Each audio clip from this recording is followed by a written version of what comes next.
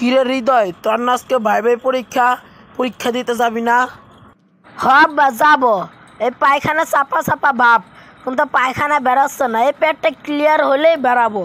আর শোনো, তুমি অফিসে যে এখন তো আমাকে আব্বা বলে ডাকবা না, স্যার বলে ডাকবা। তুমি ভাইবো না যে তুমি ভাই ভাই পরীক্ষা দিবে দেখে আমি আছি দেখে তুমি পার পেয়ে যাবে, এটা কোনো সময় মাথায় আনবে না। তুমি নিজের যোগ্যতায় চাকরি করবে, তাহলে তুমি সফলতা পাবে। আব্বা, অফিসে যে আপনাকে স্যার কল লাগে নাকি আব্বা কল লাগে সেটা আমি বুঝবো, এটা আমার উপরে ছেড়ে দেন।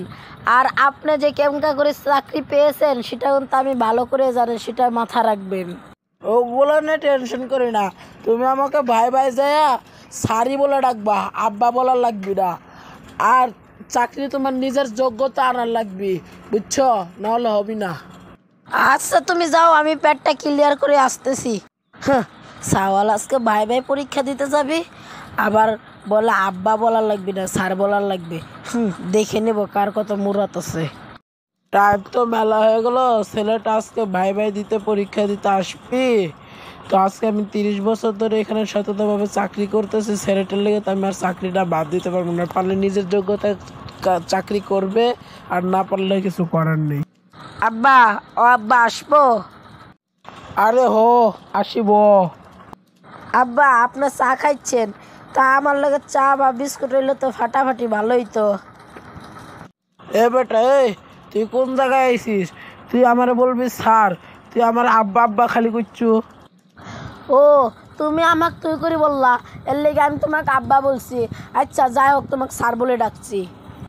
আচ্ছা ঠিক আছে ঠিক আছে, তোমার আজকে ভাই ভাই পরীক্ষা, তুমি আমাকে আব্বা বলে ডাকবা না, স্যার বলে ডাকবা। যে সময় আমি গরু চড়াইতে যাবো সে সময় আমার আব্বা করে ডাকবা। আচ্ছা আব্বা। ও সরি সরি, স্যার স্যার। আর কি প্রশ্ন করবেন তাড়াতাড়ি করেন, আমি আবার আমার দুইটা বন্ধুরে খাড়া করে চেয়েছি, ওগুলোকে এক জায়গায় জাল লাগবি। কি তুমি বাড়ি মনে করছো? এটা হলো অফিস, এটা অফিসের মতন চলতে হবে। আর বাড়ির কাজ পরে দেখা যাবে। না স্যার, সারা জীবন আব্বা বলছি, এখন স্যার বলতাছি, বিষয়টা কেমন না? আচ্ছা যা হোক, আপনার প্রশ্ন করেন, উত্তর দেওয়ার লাগবে তাড়াতাড়ি। কি তুমি বাড়ি মনে করছো? এটা হলো অফিস, এটা অফিসের মতন চলতে হবে। আর বাড়ির কাজ পরে দেখা যাবে। না স্যার, সারা জীবন আব্বা বলছি, এখন স্যার বলতাছি, বিষয়টা কেমন না? আচ্ছা যা হোক, আপনার প্রশ্ন। আপনাকে এখন প্রথম প্রশ্ন করতেছি, বলেন দেশের স্বর্ণায়ন কিসের উপর নির্ভর করে? আমাদের দেশ তো আবার কিরণের দেশ, তো কিসের ভিতরে এবার কিরণের দেশটা নির্ভর করে? মিস্টার সিয়াম, আপনার তো প্রথম প্রশ্নই ভুল হয়েছে। তো আর দ্বিতীয় প্রশ্ন, বাংলাদেশের প্রথম শিক্ষকের নাম কি বলেন তো? বাংলাদেশের জেলা তো 64টি, তার মনে হয় আসামেও তো 64 হবে। আব্বা না, থুক্কু স্যার, বাংলাদেশের জেলা তো 64টি, তা আসাম বাদেও 64টি হবে। মিস্টার সিয়াম, আপনার দুটোটাই প্রশ্ন ভুল। জীবনে লেখাপড়া করেন নাই নাকি টোটো করে ঘুরে বেড়াইছেন? সত্যি কথা কইছেন স্যার, আমার বাপে একটা বড় একটা কোম্পানিতে চাকরি করে, আমার বাপের পকেট প্রতিদিনই মারে। আর আমাদের বাসার পাশে দুইটা মাইয়া আছে, ওগুলোকে একটু সময় দিই।